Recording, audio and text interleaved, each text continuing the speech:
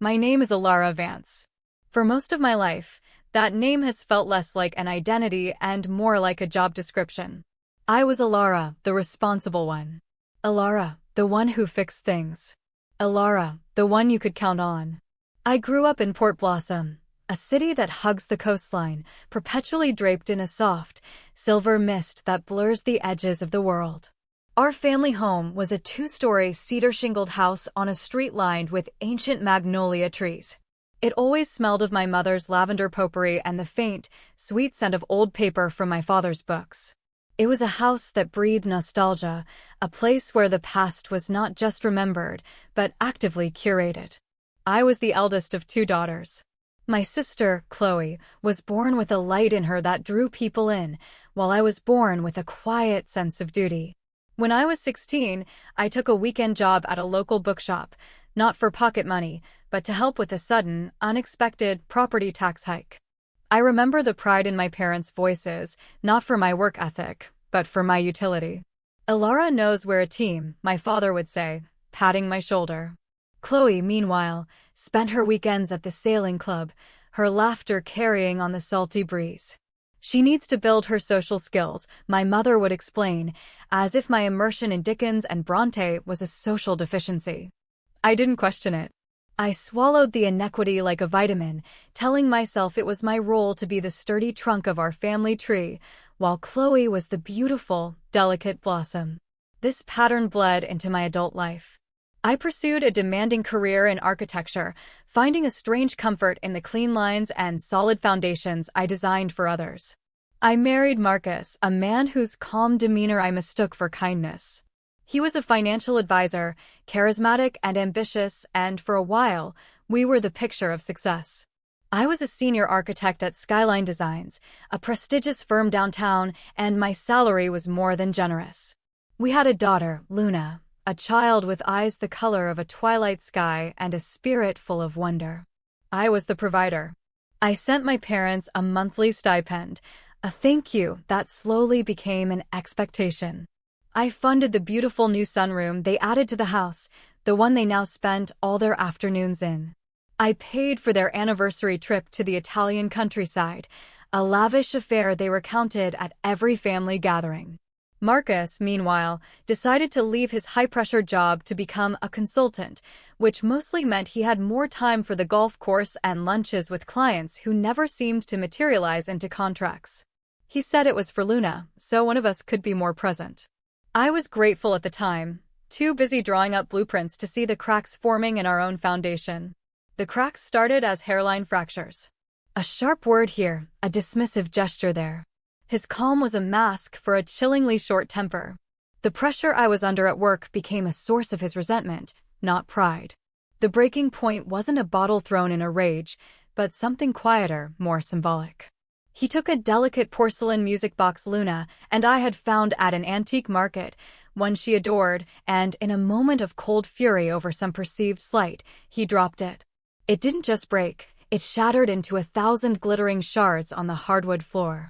Luna didn't scream. She made a small, wounded sound, a gasp that I felt in my own lungs. That night, while Marcus slept, I packed 2 suitcases, lifted my sleeping daughter from her bed, and drove through the misty streets back to the cedar-shingled house on Magnolia Avenue. My parents took us in, of course. But my return was not a homecoming, it was a regression. To accommodate my new life as a single mother navigating a contentious divorce, I had to leave Skyline Designs. The long hours were impossible. I found a freelance drafting job, paying a fraction of my former salary. It was enough to cover my own expenses, but not enough to continue funding their lifestyle. The monthly stipend stopped. The grand gestures ceased. And the atmosphere in the house grew thick with unspoken disappointment. My sister Chloe and her husband also lived there with their 2 boisterous sons. They occupied the master suite, their lives subsidized by our parents' generosity and my previous contributions.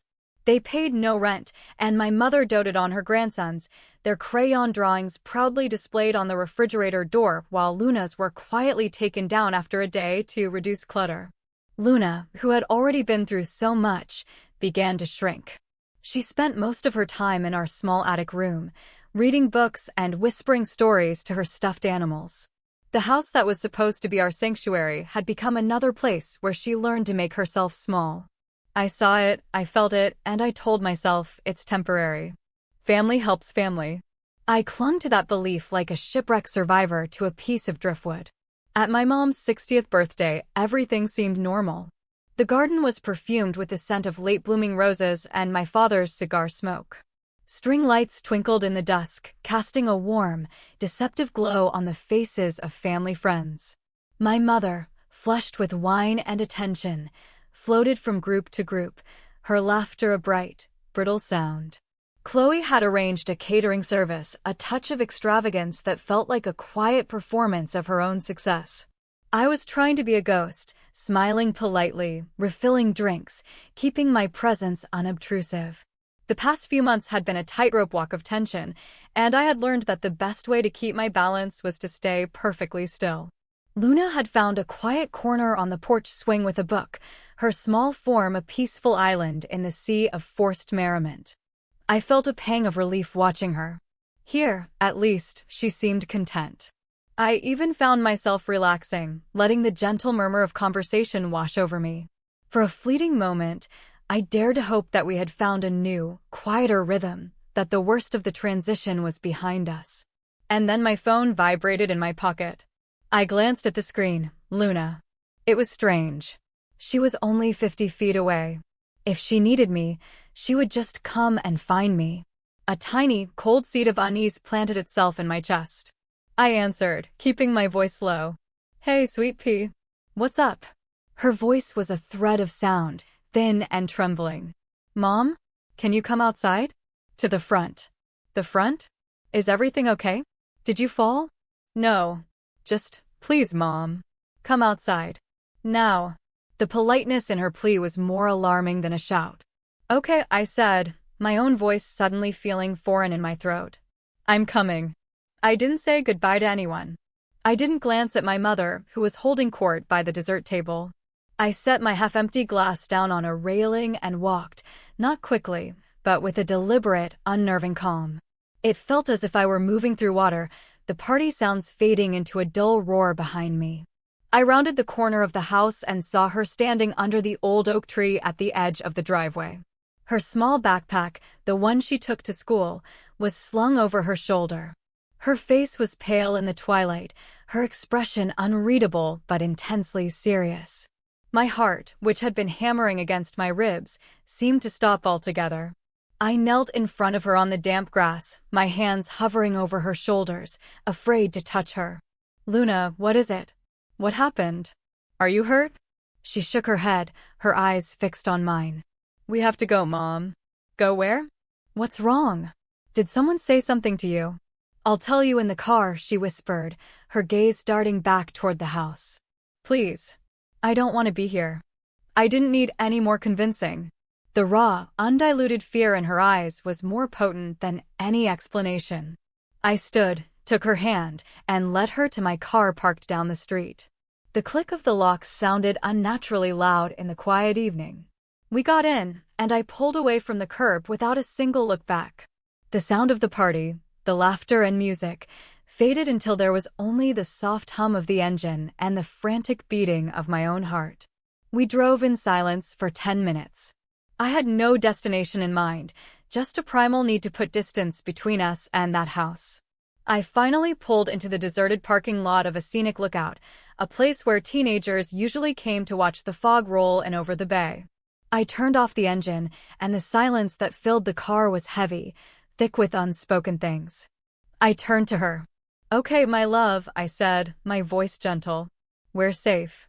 You can tell me what happened now. Luna took a deep breath, her small shoulders rising and falling. She didn't cry. Her voice, when she spoke, was chillingly steady, as if she were reciting a lesson she had memorized. I went inside to use the bathroom, she began, her gaze fixed on the distant, twinkling lights of the city across the water. The one downstairs. The door was a little bit open. I could hear Grandma and Grandpa and Aunt Chloe in the kitchen. They were talking. They didn't know I was there. I waited, my body rigid, a terrible premonition coiling in my gut. They were talking about you, she continued. And about Daddy. The mention of Marcus sent a jolt of ice through my veins. Grandma said that you were making things so difficult. That you weren't useful anymore. The word hung in the air between us, ugly and sharp.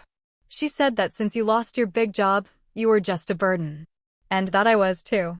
I reached for her hand, but she pulled it back gently, not in rejection, but as if she needed to keep herself contained to get the words out. Aunt Chloe said that Daddy was doing so well with his new company and that he could give me a much better life. A stable life. And Grandpa. Grandpa said that if I went to live with Daddy, you would be free. That you could get a good job again and you could start helping them again. Like before. I stared at her, my mind struggling to process the cold, calculated cruelty of it. This wasn't just frustration or resentment. This was a transaction. My own daughter, a bargaining chip. And then, Luna's voice dropped to a near whisper. They started talking about a plan. For the court date. Grandma said they could tell the judge that you're unstable. That you're not a good mother. And she said they could make sure the judge believed them. How? I breathed, the word catching in my throat. Luna finally looked at me, her twilight eyes wide with a knowledge no 10-year-old should possess. She said they could put something in your things. In your room. Some of your old pills, the ones you had after you left Daddy. To make it look like you're sick. And then they would call someone. A social worker. They said they would tell them you weren't fit to be a mother. They were planning to frame you, Mom. The world tilted. The air in the car felt thin, unbreathable. Betrayal wasn't a sharp, sudden stab. It was a slow-acting poison, spreading through your veins until you realized you'd been dying all along. My own family, the people who had raised me, were plotting to have my child taken from me. For money. For a sunroom and a trip to Italy. Luna's composure finally broke. A single tear tracked its way down her pale cheek. I don't want to live with him, Mom, she whispered. He scares me. I don't want to leave you. You won't, I said, the words coming out with a ferocity that startled me. You will never, ever have to leave me. She looked down at her lap. I went back upstairs after they left the kitchen. I packed my school bag. And your laptop charger. I knew you'd forget it. My daughter. In the face of a betrayal that had shattered my world, she had remembered my charger. The absurdity and the profound love in that small act broke through my shock, and a wave of something primal and protective washed over me. It wasn't just anger. It was clarity. I started the car. Where are we going? Luna asked, her voice small again. To a friend's house, I said, my hands steady on the wheel. We're going to stay with Liam. And as I pulled out of the parking lot, I made a silent vow. I would never again set foot in my parents' home. I would never again subject my daughter to their toxic, conditional love. That night, the sturdy trunk of the family tree had been severed from its roots. And I realized with a terrifying and liberating certainty that I had to grow my own. Liam lived in a small, bright apartment in a part of town called the Marina District, where the foghorns sounded like lonely giants calling to each other in the night. He'd been my best friend since we were kids, a bond forged over scraped knees and shared secrets in the branches of a willow tree. He was a landscape designer, a man who coaxed beauty from the earth, and his soul was as gentle and steady as the gardens he tended. He opened his door at nearly 10 o'clock at night, wearing a paint-splattered t-shirt and holding a half-eaten sandwich. He took one look at my face, then at Luna's, her small frame pressed against my side, and simply stepped back. The spare room is yours, he said, no questions asked. As long as you need it. That night, I lay awake on a pull-out sofa, listening to Luna's even breathing from the adjacent bed. My phone, which I'd set to silent, glowed 19 times with calls and texts from my parents and Chloe. Each notification felt like a stone being thrown against a window I had already sealed shut. I didn't look at a single one. I just stared at the unfamiliar shadows on the ceiling, replaying Luna's words, feeling the architecture of my life collapse into rubble around me. I wasn't grieving the loss of my family. I was grieving the fact that the family I had loved never truly existed. The next morning, I walked Luna to school. The mist was thick, muffling the sounds of the city, and the world felt quiet, holding its breath. And then I saw them, standing by the school gates like two grim statues. My parents. My mother's face was a mask of strained concern. My father stood slightly behind her, his arms crossed, a posture of belligerent righteousness. Luna's hand tightened in mine. "It's okay, sweet pea," I murmured, my voice low and steady. "You go on in. I'll handle this." I gave her a quick, fierce hug and watched her scurry past them and disappear through the school doors. Then I turned to face them. "Where have you been, Alara?" my mother began, her tone sharp with accusation. "We were worried sick. You just vanished." "I didn't vanish," I said, my voice eerily calm. "I removed my child from a toxic and dangerous environment." My father scoffed. "Don't be so dramatic. It's our home." "Is it?" I met my mother's gaze. "Luna overheard you." "In the kitchen." She heard the whole thing. A flicker of panic in her eyes, quickly masked. "She's a child. She misunderstands things. We were just talking through hypotheticals. We're worried about you, about the stress you're under." "Did she misunderstand the part where you planned to plant my old anxiety medication in my room and call child and family services?" I asked, the words falling like ice chips into the silence. My mother's face went pale, then blotchy with red. We would never." "You would," I stated, not as an accusation, but as a fact I had finally accepted. "You would do it because Marcus has money again and I don't. You would trade my daughter's happiness and my life for a new car and financial security. You sold us out." "That's not fair," my father boomed, his voice echoing slightly in the misty air. "After everything we've done for you. We took you in." A laugh escaped me, a short, bitter sound. "You housed me in a home I helped pay for, in a sunroom I funded. You talk about loyalty? The loyalty I showed you for 20 years? You cashed it in. You were preparing to testify against me in court, to destroy me, for a man who shattered my daughter's spirit." "We just want what's best for Luna," my mother whispered, her voice cracking. It was the ultimate, unassailable defense of a manipulative parent. "No," I said, taking a step back. "You want what's best for you. You have always wanted what's best for you. And I am done being a part of it." I looked from my mother's crumbling expression to my father's stubborn glare. "This is what you wanted. You wanted me out of the way. Congratulations. You have it. Don't call me. Don't come near my daughter. We are done. Alara, don't throw your family away over a misunderstanding," my father pleaded, a note of desperation finally creeping into his voice. I gave him a sad, final look. "You threw us away a long time ago. I'm just finally cleaning up the mess." I turned and walked away, the sound of my own footsteps on the pavement the only sound in my world. I didn't look back. I felt a profound, aching sorrow, but beneath it, for the first time in a very long time, I felt the solid ground of self-respect beneath my feet. The weeks that followed were a strange mix of turmoil and peace. Liam's apartment became our haven. He created a routine for us that felt like a gentle scaffolding around our shattered lives. He made Luna pancakes in the shape of stars, quizzed her on her spelling words, and listened with rapt attention to her elaborate stories about a brave wolf cub and her mother. He never pushed me to talk, but he was always there, a quiet, solid presence, refilling my tea and reminding me to eat. I threw myself into finding work, and a small miracle occurred. An old colleague from Skyline Designs had started his own boutique firm, Hearth and Horizon, focusing on sustainable, community-oriented projects. He remembered my work and offered me a position as a senior consultant. The hours were flexible, the work was meaningful, and the pay was enough. It was enough for a security deposit on a small apartment. It was enough for a future. When he offered me the job, I closed myself in Liam's bathroom and cried, not from sadness, but from a dizzying, overwhelming sense of hope. It was the first plank in the new foundation I was building.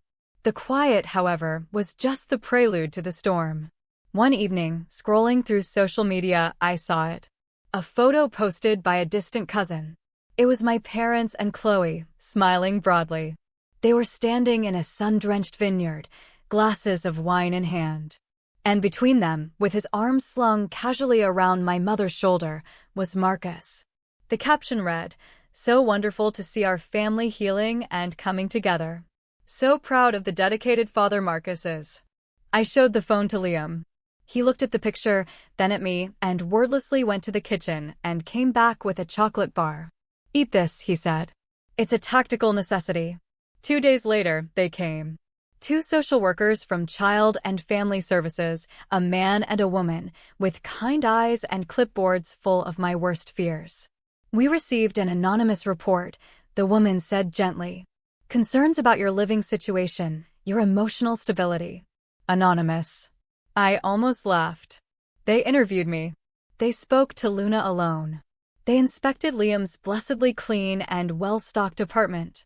They saw the star-shaped pancakes from breakfast still on a plate, the shelf of Luna's books, the new drawing of the wolf cub taped to the refrigerator. They were professional, thorough, and left with a non-committal, "We'll be in touch if we have further concerns." The moment the door closed, I slid to the floor, my legs unable to hold me. The war had officially begun. The custody hearing was scheduled for the following month. My lawyer, a sharp woman named Ms. Davies, laid it out for me. "Their testimony will be damaging, Alara. Grandparents carry a lot of weight with judges. We need to discredit them, but more importantly, we need to prove Marcus is unfit." The courtroom was paneled in dark, imposing wood that seemed to absorb all the light and hope from the room. Marcus sat at the opposing table, looking polished and remorseful in a tailored suit. My parents and Chloe sat directly behind him, a united front of betrayal. They didn't look at me once. They testified first. My mother, weeping softly, spoke of my erratic behavior and emotional fragility since the divorce. My father spoke of my irresponsibility, citing my move into a friend's bachelor pad. Chloe corroborated it all, painting Marcus as a patient, devoted father who had been unfairly maligned. They built a narrative, brick by ugly brick, of a woman who was falling apart, a mother who was unstable. I sat there, my hands clenched in my lap, and listened to them erase the woman I was and replace her with a monster of their own creation. Then it was Luna's turn. She walked to the witness stand, her small legs barely reaching the floor from the oversized chair. She looked tiny, fragile. But when she spoke, her voice was clear and strong. The judge asked her where she wanted to live. "With my mom," Luna said, without hesitation. "She reads to me every night. She helps me with my drawings. She never, ever yells. She makes me feel safe." The judge then asked her about her father. Luna's hands twisted in her lap. "He gets angry," she said quietly. "He breaks things. He dropped my music box on purpose. He told me it was my fault for leaving it out." She took a breath. "He scares me sometimes." Marcus's lawyer pressed her. "Has anyone told you to say these things, Luna?" "No," she said, looking directly at the judge. "My mom just told me to tell the truth." And then Ms. Davies asked the final, crucial question. "Luna, has anyone else ever made you feel unsafe or scared?" Luna nodded. "At Grandma's birthday party," she said, her voice steady. "I heard them talking. Grandma, Grandpa, and Aunt Chloe. They said they were going to help my daddy get me. They said they were going to put things in my mom's room to get her in trouble, so I would have to go live with him. They said she was a burden." A profound silence fell over the courtroom. The air crackled. I looked at my parents. My mother was ashen. My father was staring at his hands. They had been exposed, not by my anger, but by the simple, unadorned truth of a child. During the recess, I saw it. The final crack in their alliance. Marcus was speaking to my mother in the hallway, his voice a low, vicious hiss. He grabbed her arm. She flinched and tried to pull away. My father stepped between them, his face pale. Marcus shot them a look of pure venom and stormed off. My parents didn't return to the courtroom after the break. Miss Davies used their absence and Luna's testimony to perfection. She presented bank statements, receipts for the sunroom, the Italian vacation, a clear, damning timeline of financial dependency that culminated in this desperate, cruel act of betrayal. The judge granted me sole physical and legal custody. No visitation for Marcus. He was ordered into anger management and a parenting course before he could even petition to see her again. I walked out of the courtroom and into the sunlight, holding my daughter's hand. Liam was waiting for us, his face lit with a smile so full of relief it made my chest ache. He wrapped us both in a hug, and for the first time in over a year, I felt the ground beneath my feet was truly, unshakably solid. We had won. Not just a court case, but our freedom. A year later, the mist over Port Blossom feels different. It's no longer a shroud, but a soft blanket, a promise of the sun that will eventually burn through.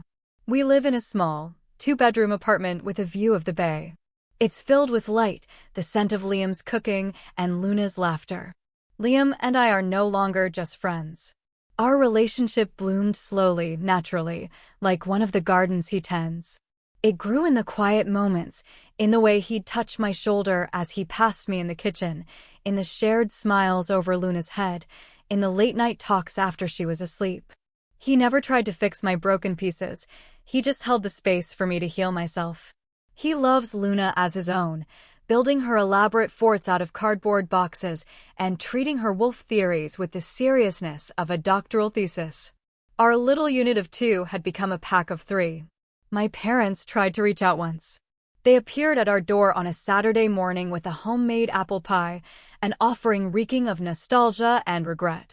My mother's eyes were shadowed with a weariness I'd never seen before. My father looked smaller, older. "Ilara," my mother began, "we made a terrible mistake." We didn't understand. Before I could respond, Liam stepped quietly in front of me. He didn't raise his voice. He simply said, "I think you should go." Luna, who had been listening from the hallway, came and stood beside me, slipping her small hand into mine. She looked at her grandparents, her expression not hateful, but resolute. A silent confirmation. They left the pie on the doorstep. We didn't touch it. I hear things through the family grapevine. My parents are struggling financially. The alliance with Marcus dissolved the moment the judge's gavel fell. Chloe and her family have moved out, their own finances strained without the buffer of my parents' support. The beautiful cedar-shingled house is quiet now, filled only with old books, the fading scent of lavender, and the ghosts of the family they chose to sacrifice. Sometimes, late at night, I stand by the window and watch the foghorns blink across the bay. I don't feel anger anymore, just a deep, quiet sadness for what was lost, and a profound, bone-deep gratitude for what was found. I lost the family I was born into, but I have built a new one, a family founded not on obligation or blood, but on the unshakable bedrock of trust, respect, and a love that is a sanctuary, not a cage. My name is Ilara Vance, and for the first time, it feels like my own.